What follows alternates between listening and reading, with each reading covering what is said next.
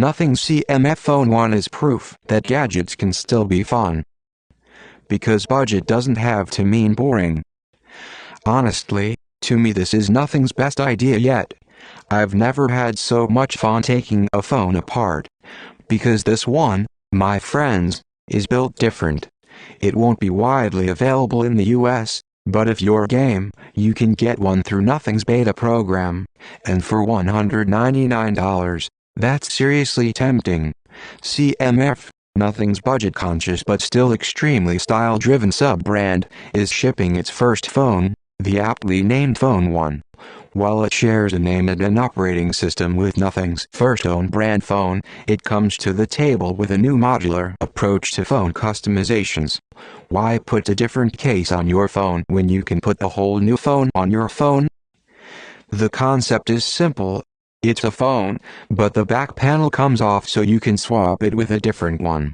Each replacement comes with everything you need for the job, including its own little screwdriver, screws, and a color-matched SIM tray.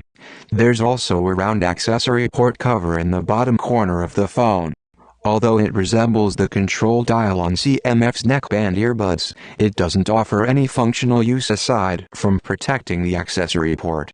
At launch, CMF offers 3 accessories: a lanyard, a wallet, and a kickstand, each for $25 and an eye-catching orange color. But these are all sold separately, as are the colorful replacement back panels, which are $35 each. In the box, you get a thoroughly respectable budget Android phone with a 6.7-inch OLED, 50-megapixel rear camera, a MediaTek Dimensity 7300 chipset, and a generous 5000 mAh battery. It also comes with a black panel installed. Other options include orange, light green, and blue. Taking the back panel off is straightforward, though it takes a bit of force. Probably for the best, though, since the panel is the thing standing between the guts of your phone and the rest of the world. Speaking of guts, it's so weird seeing a modern phone all naked and exposed like that. Once the phone is safely encased again, you can add accessories. The wallet is actually 2 pieces: a plastic panel with a MagSafe-like magnet embedded and the actual wallet.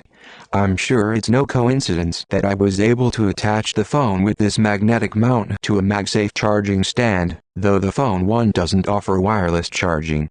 You can also attach either the kickstand or the lanyard with the wallet in use.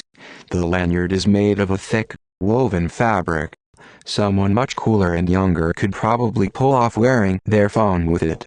And the kickstand seems sturdy enough, though I wish the arm sat flush against the phone when not in use. Being a budget phone and all, there are obviously some trade-offs to consider. For there's no NFC, and the Phone 1 is only splash resistant. But that might be understandable, considering the price point, and the way the whole back of the phone comes off. Carrier support in the US is also quite limited. Like the Phone 2A, it will work on T-Mobile's 4G and 5G networks, but only supports Verizon and AT&T's 4G bands.